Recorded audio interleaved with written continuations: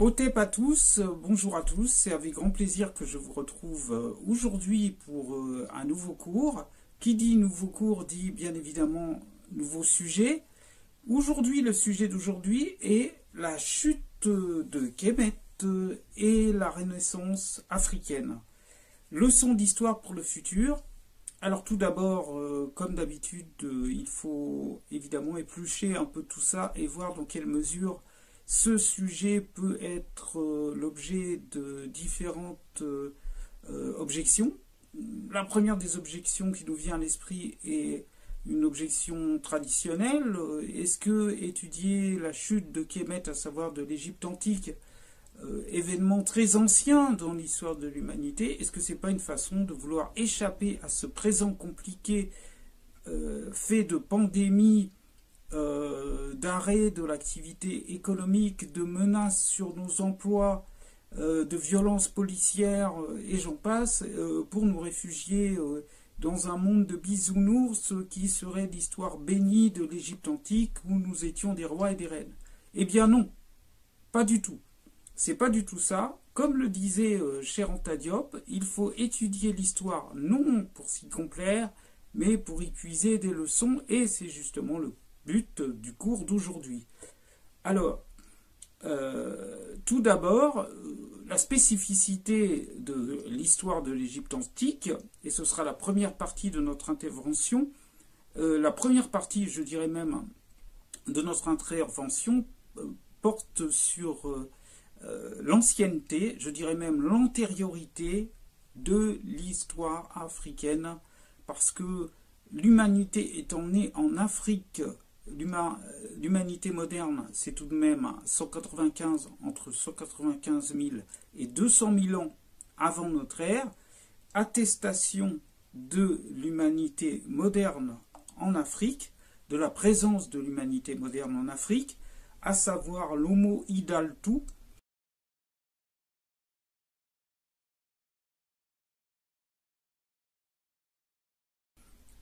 donc l'origine africaine de l'humanité moderne, ceux qu'on appelle les Homo sapiens sapiens, en clair ça veut dire les hommes et les humains, hein, donc les hommes et les femmes, donc les humains deux fois sages, c'est 195 000 ans ou 200 000 ans avant Jésus-Christ, sur la base de fossiles humains qui ont été découverts en Éthiopie à Erto, donc en Afrique de l'Est. Donc finalement, on se rend compte que l'humanité moderne étant née en Afrique sous des régions particulièrement chaudes où ces êtres humains avaient besoin d'un écran de mélanine pour se protéger contre les rayons ultraviolets, donc ils étaient fortement pigmentés, c'est-à-dire sombres, certains diraient noirs aujourd'hui, et donc cela permettait justement de s'adapter au climat de l'époque et du lieu où ils se trouvaient. Et sachant que les sources du Nil se trouvent au niveau de la région des Grands Lacs, aussi bien de pays comme le Burundi, comme donc la région des Grands Lacs africains, et qu'il y a différents Nils, c'est toujours la même rivière, le Nil, toujours le même fleuve, pardon, le Nil, l'un des plus longs du monde, qui se transforme au fur et à mesure qu'il descend dans la vallée du Nil, et il y porte plusieurs noms, le Nil bleu, le Nil blanc, etc. Et les populations humaines ont simplement suivi le cours du Nil pour peupler ce qui devait devenir plus tard l'Égypte antique. La preuve est donnée par certains textes anciens des Grecs de l'époque antique, parmi lesquels ceux de Diodore de Sicile, qui nous dit dans la bibliothèque historique, que d'après les témoignages qu'il a requis des Éthiopiens, les Éthiopiens disent que les Égyptiens sont le fruit d'une colonie égyptienne qui fut emmenée par Osiris,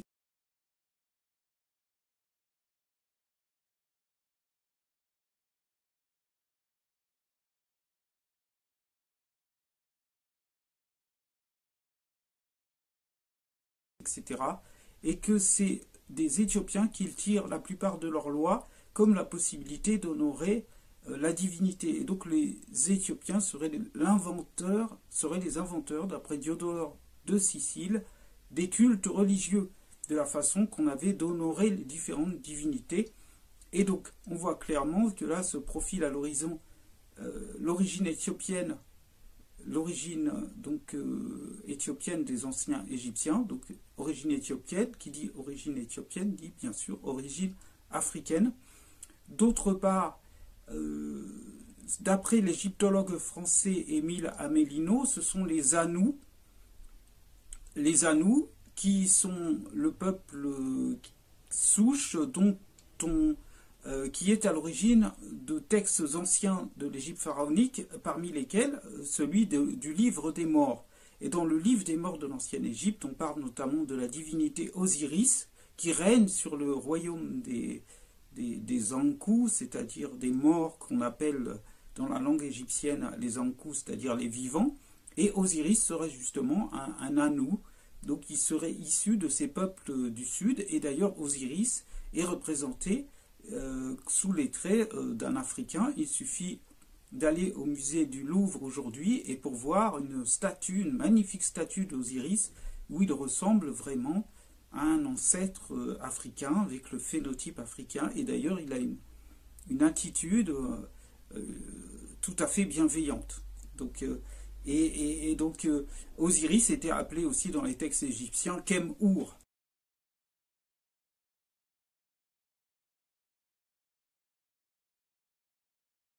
Donc voilà cette antériorité de la culture africaine, voilà cette originalité de la culture pharaonique, qui est une culture africaine, et c'est pour ça que dans le cadre de la Renaissance africaine et de l'afrocentricité, nous étudions aujourd'hui cette culture de l'Égypte antique, non pour nous inventer un passé tout à fait illusoire, fondé sur un passé oriental, mais jusqu'à preuve du contraire, l'Égypte antique se trouve toujours aujourd'hui sur le continent africain.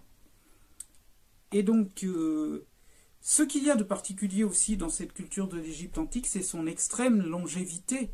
Longévité parce qu'elle a duré très longtemps. Elle commence sur le plan de son unification territoriale et politique en 3200 avant notre ère, avec l'unification du nord et du sud, donc de Méhou et Shemaou, donc qui a été la Basse-Égypte et la Haute-Égypte a été unifiée politiquement et militairement, on peut le dire aussi, par le pharaon Narmer.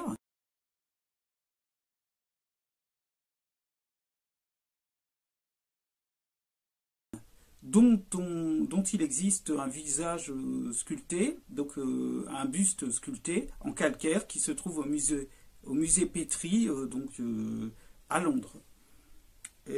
Donc tout ça, ce sont des attestations, des preuves archéologiques tout à fait éminentes et respectables et qui nous permettent non pas de nous baser sur le mythe, mais de nous baser aussi sur les études historiques, archéologiques et autres pour réaliser ce cours d'aujourd'hui.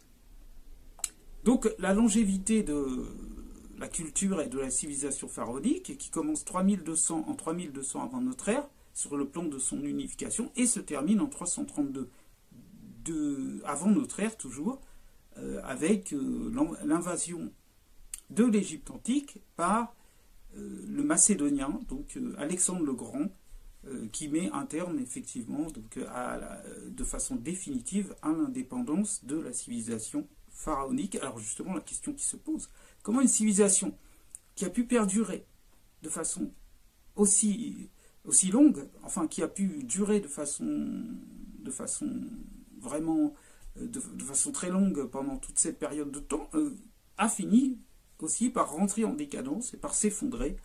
Quelles sont les causes qui ont permis cela et comment pouvons-nous nous imprégner de ce passé pour renaître aujourd'hui? C'est ça le but de ce cours d'aujourd'hui. Alors, pour y voir plus clair, encore une fois, il s'agit d'étudier de façon précise la particularité de cette civilisation. Qu'est-ce qu'elle a de si particulier? Pourquoi est-ce qu'on parle toujours de l'Égypte antique? Pourquoi il existe même une sorte d'engouement international qu'on appelle l'égyptomanie, et qui fait en sorte que des gens de cultures très différentes, à savoir des Asiatiques, des Européens, des Américains, parfois des Africains, heureusement d'ailleurs, heureusement, parce qu'il s'agit d'une civilisation africaine, pourquoi tous ces gens sont passionnés par l'Égypte antique et quelle est sa spécificité, sa particularité? Il faut déjà savoir que, comme nous le disions tout à l'heure, il y a l'antériorité, donc l'ancienneté de ces civilisations, et puis aussi, il faut savoir, c'est une civilisation sur laquelle nous avons beaucoup de traces, de références archéologiques, mais aussi beaucoup de textes de l'époque, et beaucoup de témoignages, parfois des témoignages oculaires de voyageurs issus d'autres civilisations qui ont vécu auprès des Égyptiens, les ont décrits et quelquefois même ont assimilé des éléments importants de leur culture. Donc effectivement, on a beaucoup de traces et jusqu'à présent beaucoup de traces archéologiques. Au premier rang de ces traces archéologiques, il y a bien sûr les pyramides, évidemment. Déjà, une particularité sur le plan civilisationnel, c'est le fait qu'il y ait une attestation pour la date de 3400 de l'écriture en Égypte antique.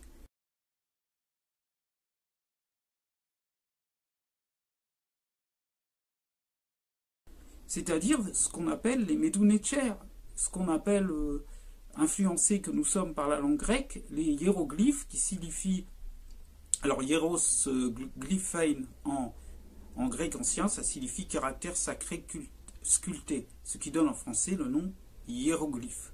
Mais les anciens égyptiens de la période pharaonique ne disaient pas hiéroglyphe, puisqu'ils n'étaient pas grecs, ils parlaient de Médou-Nétcher. Médou-Nétcher, ça veut dire la parole du démiurge, ça veut dire la parole du créateur. Donc,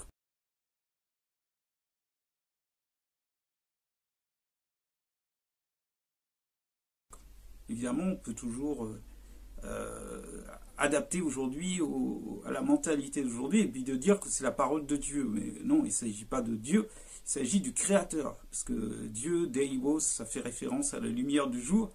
Et chez les anciens Africains, le Créateur n'a pas comme phénomène de manifestation que la lumière du jour. Donc dire la parole de Dieu, ce serait finalement un peu réducteur. C'est la parole du Créateur, du démiurge. Donc Médou, Nétcher, parce que Médou, parole, est au pluriel, et Nétcher est au singulier, parce que si c'était au pluriel, ce serait Nétérou ou Nétchérou. Mais là, c'est au singulier, donc les paroles du démiurge. C'est comme ça que les Égyptiens de la période pharaonique appelaient leur écriture. Et c'est assez incroyable. 3400 avant notre ère, c'est l'attestation de l'écriture. Ça, ce sont les fouilles de Gunther Dreyer de 1998 dans le secteur d'Abydos, Abdjou, en Égypte.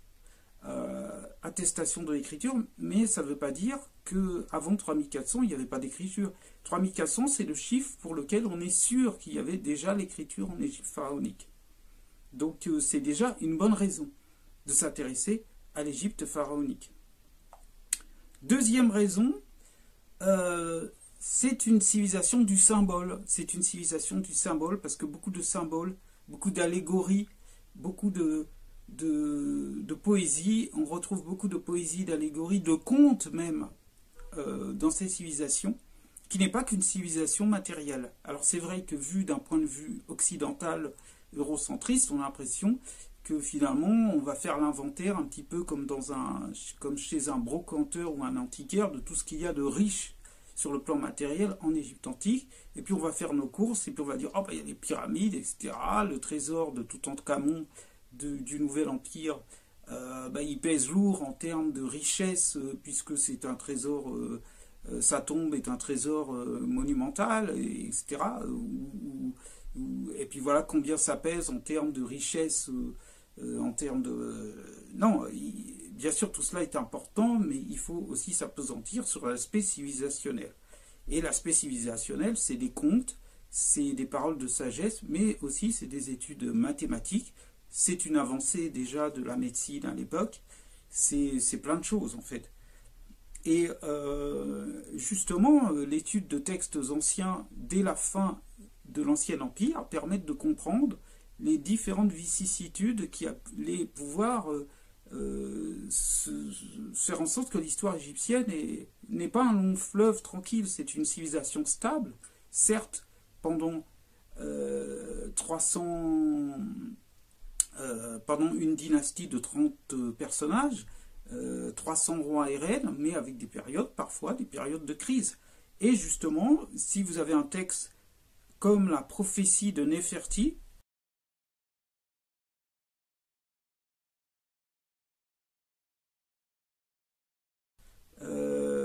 qui date du début de la 12e dynastie, il y a une copie d'un extrait de ce texte qui se trouve au musée d'art du comté de Los Angeles, c'est celui que vous voyez tout de suite à l'écran. Eh bien, dans cette prophétie de Néferti, est-ce que vous avez vu, je vais vous donner un exemple simple, comme ça on va aller directement dans le vif du sujet.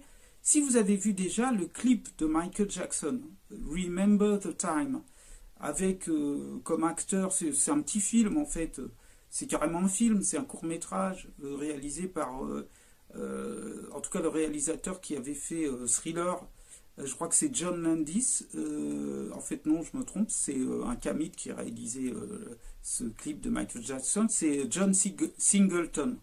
Eh bien, dans ce film de John Singleton, donc évidemment le héros c'est une sorte de mage qui est interprété, donc de magicien qui est interprété par Michael Jackson lui-même, et le roi et la reine de l'Égypte sont interprétés par Eddie Murphy et Iman. Et donc Michael Jackson, donc le personnage de Michael Jackson est présenté au pharaon par un officiel et il doit distraire en quelque sorte le pharaon. Alors bon, la présentation du film de Michael Jackson est un peu, comment dirais-je, très romancée. Hein. Ça ne correspondrait peut-être pas à 100% à ce qu'était l'Égypte de l'époque, mais il y a un effort de reconstitution qui mérite quand même d'être salué. Les Égyptiens sont montrés comme ils étaient d'ailleurs, à savoir plutôt africains au niveau du type physique.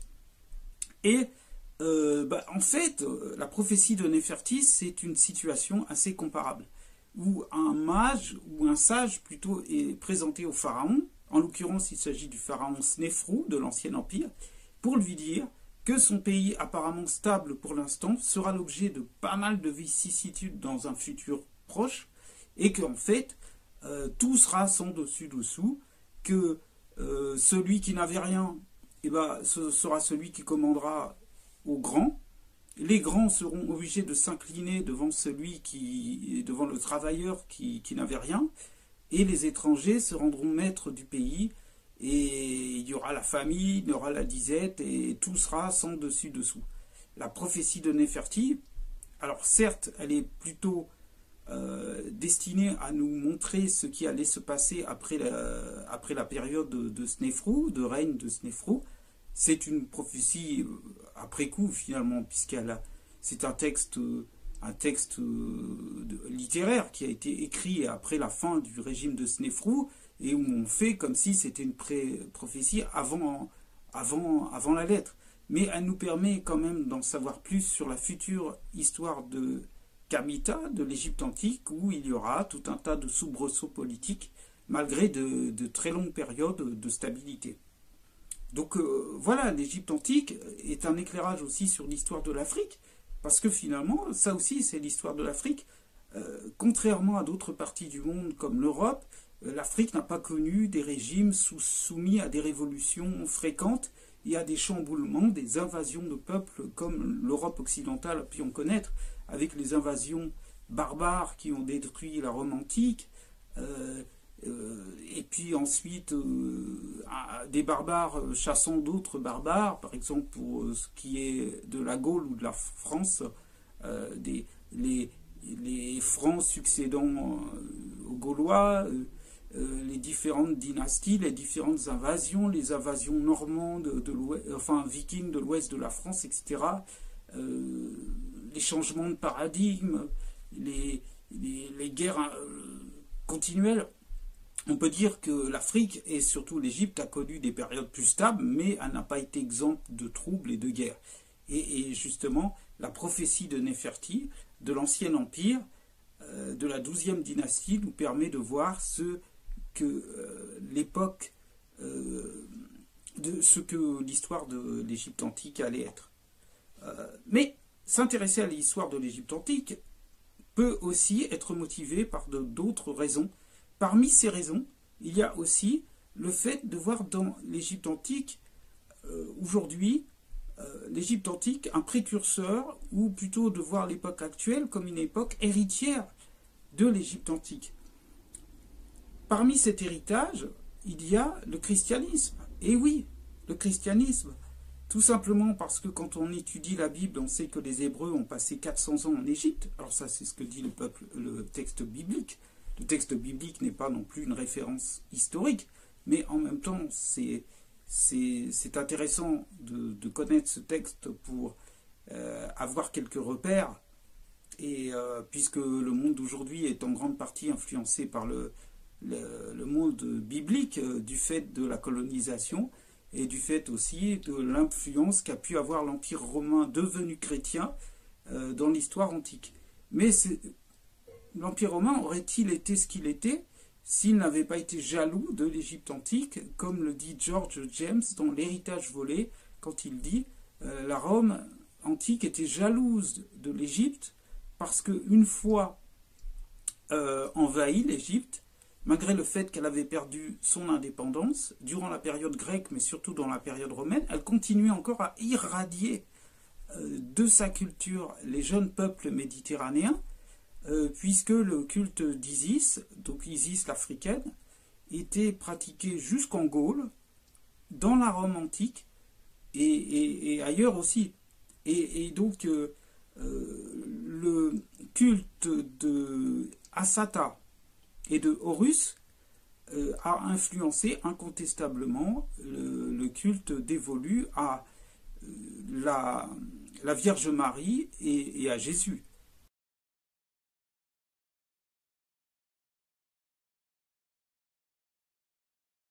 Donc, et à l'enfant Jésus. Et toutes ces représentations de déesses, enfin de vierges noires qu'on trouve dans de nombreux lieux en Europe. Par exemple, il faut savoir que avenue Georges V à Paris, dans la cathédrale américaine, il y a une représentation, il y a un tableau qui représente donc la Vierge noire avec l'enfant Jésus noir aussi. Et à Chartres, en France, il y a aussi une Vierge noire, à Cracovie, en Pologne. Et donc tout cela est un héritage du culte d'Isis et de l'Égypte antique. Rien ne se perd, rien ne se crée, tout se transforme. Et donc, le but d'étudier Kémet, et pourquoi pas aussi la chute de Kémet, je le dis et je le répète, nous permet de mieux comprendre le présent et de ne pas être influencé par cette théorie tout à fait fantaisiste de l'inégalité des races, où en fait, nous, Africains, nous devrions nous imprégner de l'histoire des autres pour trouver un sens dans notre existence, puisque nous, par définition, nous n'avons pas d'histoire, ce qui est complètement faux, puisque nous sommes à l'origine de l'histoire, puisque l'Afrique est le berceau de l'humanité. Comme Anténor Firmin, et là je vous livre un extrait de mon propre livre, La lumière lavrée échappée à l'influence des élites médiatisées.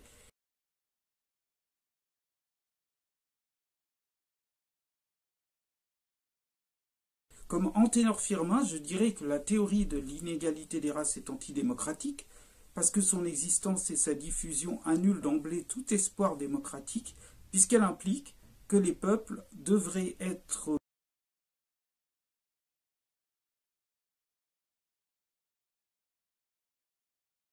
Cette analyse, effectivement, annonce bien la situation actuelle du monde, caractérisée par une oligarchie invisible régnant sans partage sur tous les pays. Donc, on voit bien que les questions que nous étudions aujourd'hui nous permettent de mieux comprendre le monde dans lequel nous vivons, et surtout l'aspect antidémocratique des régimes qui prétendent régner pour l'éternité sur le monde. Et effectivement, nous voyons à quel point il s'agit d'une imposture.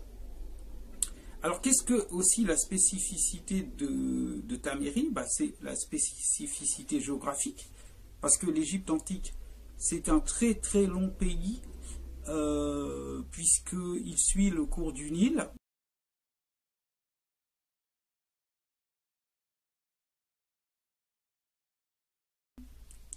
Et donc, mais il est sur le plan, c'est plusieurs milliers de kilomètres, mais sur le plan de la largeur, très souvent, on ne dépasse pas les 10 kilomètres.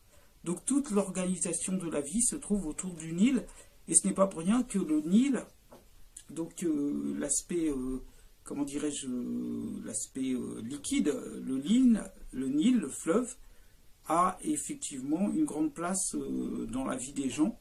Et autour, il y a beaucoup de déserts.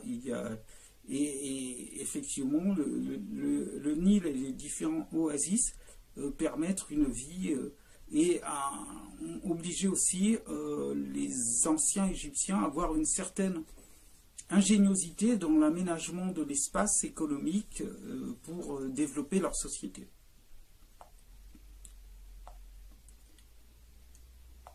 D'autre part, il faut savoir où se trouve placée l'Égypte. Donc géographiquement, elle se trouve au nord de Kouch.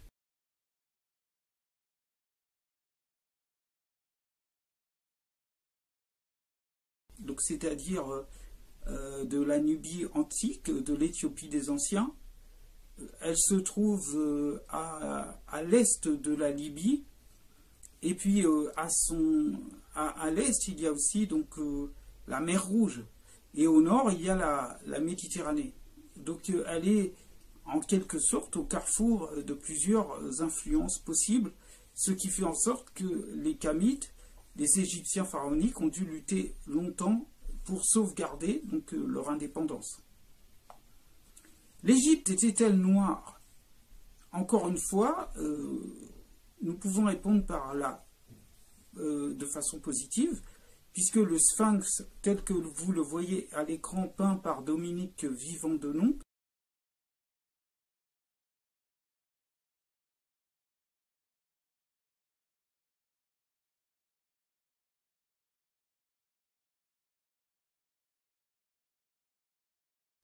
un dessinateur de talent qui accompagna Napoléon à la fin du XVIIIe siècle lors de la campagne d'Égypte, puis pu dessiner le Sphinx avant que le nez du Sphinx ait été vandalisé.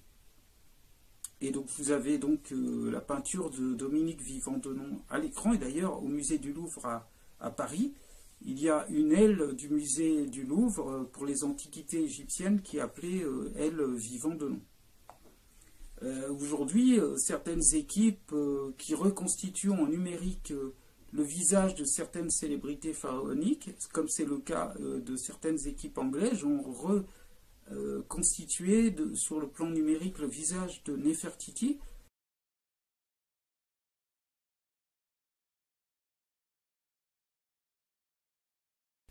L'épouse d'Akhenaton, le pharaon de la 18e dynastie, et vous voyez à l'écran que son visage ressemble à celui d'une femme africaine. Quant à Ramsès II, la momie de Ramsès II est bien connue. Certaines sculptures représentant Ramsès II de la 19e dynastie, l'un des plus grands pharaons à différentes périodes de sa vie, sont bien connues aujourd'hui. Et quand nous lorsque nous juxtaposons, c'est pas facile à dire, ces images avec des images d'Africains aujourd'hui, nous voyons que la ressemblance est assez éloquente.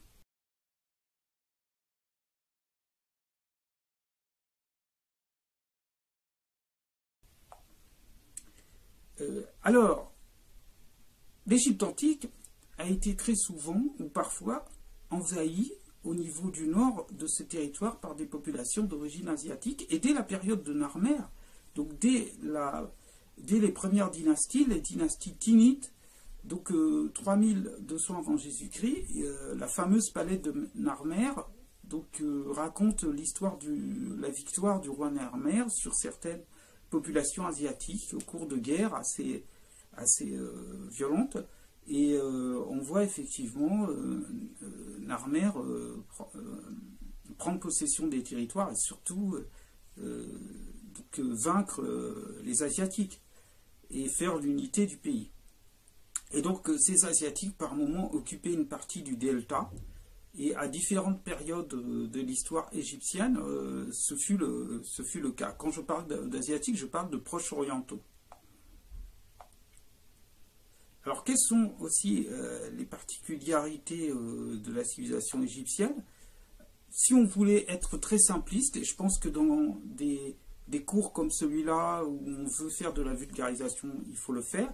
Si on voulait simplifier ce qu'était la philosophie africaine, on dirait la philosophie africaine de la période pharaonique, c'est la Ma'at. Et la Ma'at, c'est la vérité, justice, harmonie.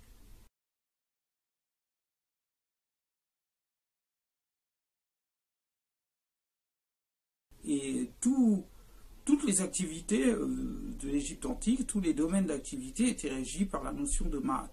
En architecture, en littérature, en médecine, en politique, il fallait toujours favoriser la Ma'at, ce que les Grecs plus tard appelleront le souverain bien. Donc c'est vraiment l'équilibre, la quête constante d'équilibre et de justice et d'harmonie. La pyramide de Khufu nous laisse à penser, pyramide de la 4e dynastie, pyramide de Khéops, la plus haute pyramide d'Égypte, nous permet de penser que l'Égypte antique était une société très développée sur le plan matériel et sur le plan des connaissances scientifiques. Et dans son livre très connu, Civilisation Barbarie, publié en 1981, Cherant Diop nous dit ainsi: l'exercice 14 du papyrus de Moscou et les exercices 56, 57, 59 et 60 du papyrus Rind nous montrent que les Égyptiens avaient fait 2000 ans avant les Grecs l'étude mathématique de la pyramide et du cône et qu'ils utilisaient même les diverses lignes cosinus, cotangentes pour calculer leur pente.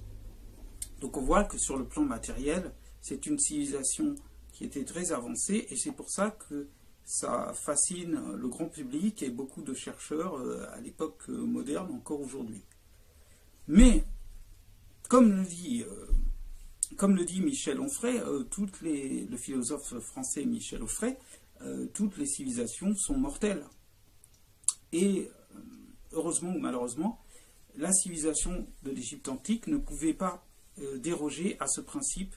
Donc, comme tout organisme, c'est vrai pour les organismes humains, mais c'est vrai pour les organismes sociétaux, cet organisme de l'Égypte antique, sur le plan civilisationnel, était un organisme fort, fragile, à la fois fort et fragile, ce qui fait en sorte qu'il luttait pour sa survie, sa vie, parfois avec beaucoup de brio, mais que finalement, au bout d'un moment, la chute est inéluctable, puisque toutes les civilisations sont mortelles. Et donc, il est intéressant aussi de voir la configuration géographique et les différents conflits qui ont eu lieu. Alors, je parlais tout à l'heure des Asiatiques, c'est un terme un peu générique. Par exemple, durant certaines périodes de la longue histoire égyptienne, on les a qualifiés de peuples de la mer, mais il y avait aussi les Libyens qui se trouvaient à la frontière ouest de l'Égypte antique, et qui, à un moment, à une époque tardive, prendront possession de l'Égypte antique avec les Sheshonq, etc., etc. Et on parlera de dynastie libyenne, mais il y aura bien avant aussi l'expérience des Hyksos et Kassout, c'est-à-dire les chefs des pays étrangers, qui sont des populations asiatiques qui pourront envahir l'Égypte, donc et qui seront simplement qui occuperont l'Égypte et qui réussiront à conquérir une bonne partie de l'ensemble du territoire pendant 180 ans, ce qui n'est pas rien. Et c'est le pharaon Yamessou, le premier pharaon de la 18e dynastie, qui pourra renverser l'ordre des choses et qui pourra rétablir l'unité politique sous la férule des Africains. Donc vous avez sous les yeux une carte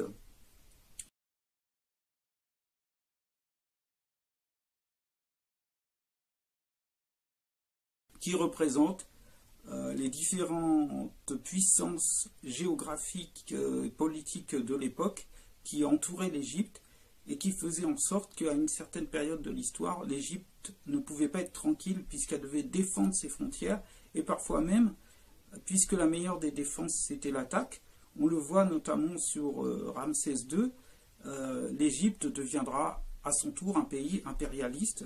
Par exemple, vous avez la fameuse bataille de Kadesh, donc vers 1284 avant Jésus-Christ. Dans la 5e année de son règne, le pharaon Ramsès II s'avance avec son armée jusqu'à Kadesh sur l'Oronte, qui se trouve dans la Syrie actuelle.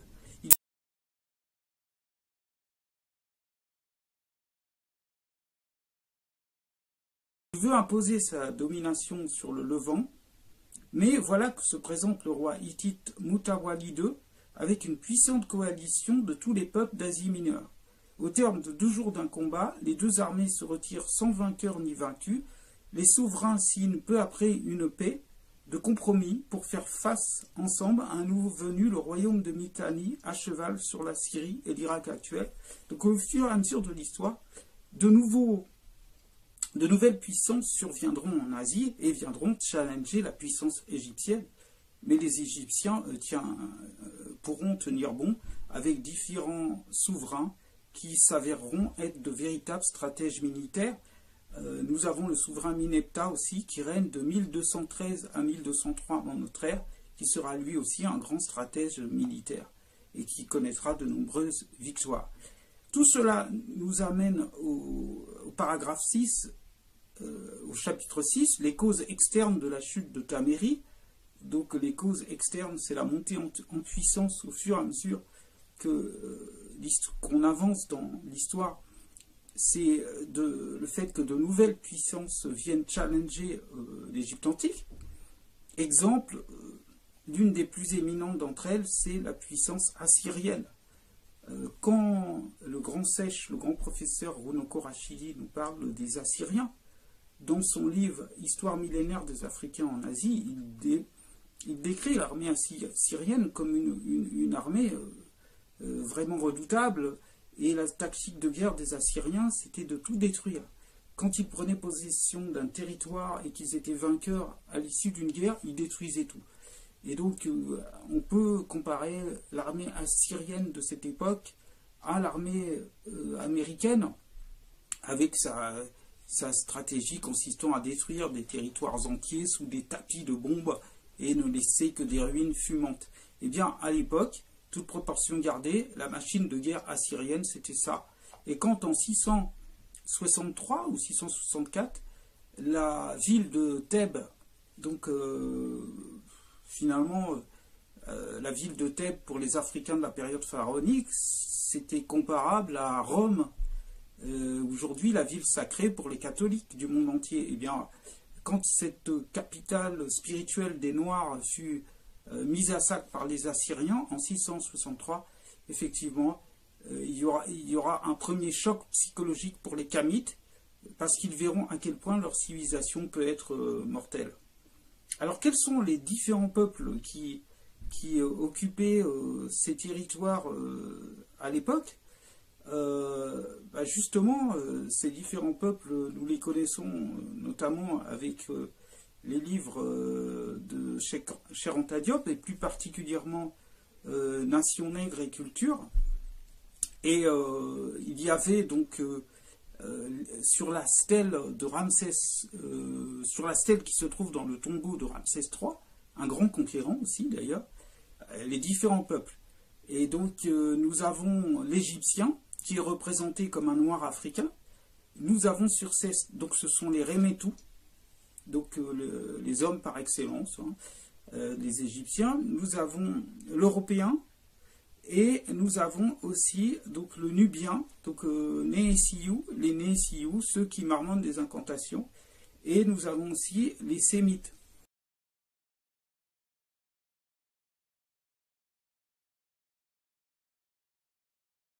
Et tous ces peuples sont représentés sur la stèle de Ramsès III. Et donc nous avons donc une compréhension des différentes populations qui étaient en présence à ce moment-là dans ces zones géographiques, sachant que la civilisation égyptienne, comme je le rappelle, était une civilisation essentiellement africaine, noire, mais au fur et à mesure des différents conflits armés, avec une politique d'intégration, à chaque victoire, et au fur et à mesure des siècles et des millénaires, les Égyptiens vont intégrer dans leur société les peuples vaincus et des peuples asiatiques, donc venant de cultures différentes. Et au fur et à mesure, on va leur donner des terres. Et à certaines époques, la garde rapprochée du pharaon, à des époques plus tardives, sera composée d'asiatiques et notamment de populations, oui, d'Asie. Ce qui explique l'exercissement progressif du temps des Égyptiens. Mais comme le dit Cheranta Diop, on était toujours en présence de personnes d'origine africaine, et leur teint, certes, devenait plus clair. Il y avait toute une palette de couleurs, mais on retrouvait un peu les teints et les différents phénotypes qu'on retrouve chez les Antillais aujourd'hui.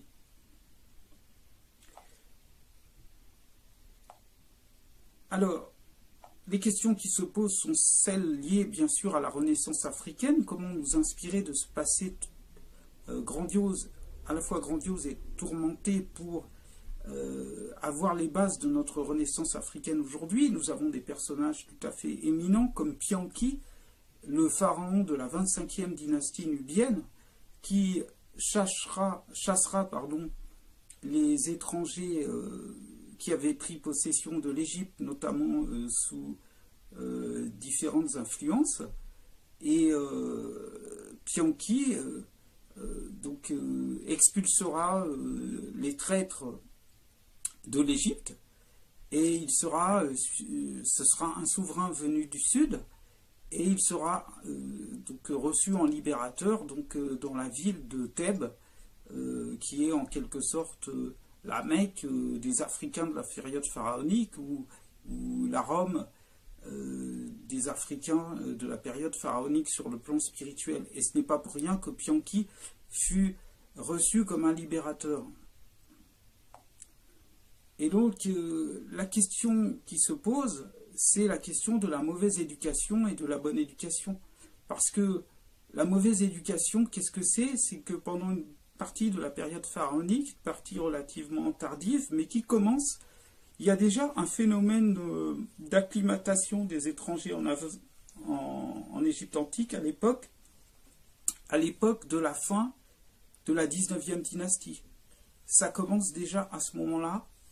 Et au fur et à mesure des victoires ou des défaites et des victoires, il y a tous ces étrangers qui sont intégrés dans la société égyptienne à qui on donne des terres. Et certains, à une époque de renaissance africaine, certaines victoires sur le champ de bataille, notamment durant les dernières dynasties autochtones comme celle de Nectanebo II, ou même avant, les victoires seront obtenues avec des mercenaires grecs, cariens et ioniens. Et donc, au fur et à mesure, mettre dans les mains d'étrangers la sécurité de son pays nous met dans des situations comparables à l'Afrique actuelle, où on se souvient que dans des pays comme le Gabon, à l'époque du régime d'Omar Bongo, la sécurité d'Omar Bongo était entre la main des Marocains et des Corses. Et donc effectivement, cela met notre indépendance en grand péril, même si le fait de vouloir intégrer des peuples différents dans notre espace géographique et culturel part bien sûr d'un bon sentiment, puisque par définition les Africains sont rarement ou sont pas vraiment racistes, malgré certains préjugés qui pouvaient exister dans la société pharaonique, préjugés bien pointés du doigt par Cheranta Diop, qui dit que les Égyptiens massacraient les roux. Alors s'agit-il des albinos à l'époque? Je ne sais pas. Certains le croient en tout cas, mais évidemment les Égyptiens n'étaient pas parfaits, ils avaient des qualités et des tares. En tout état de cause, cette volonté d'intégrer les étrangers asiatiques dans la société égyptienne, bien que les Africains puissent s'enorgueillir, a peut-être causé la perte finale de l'Égypte antique, puisque c'est en partant du principe que l'homme est partout le même, on peut aussi faire rentrer le loup dans la bergerie et précipiter sa chute à terme.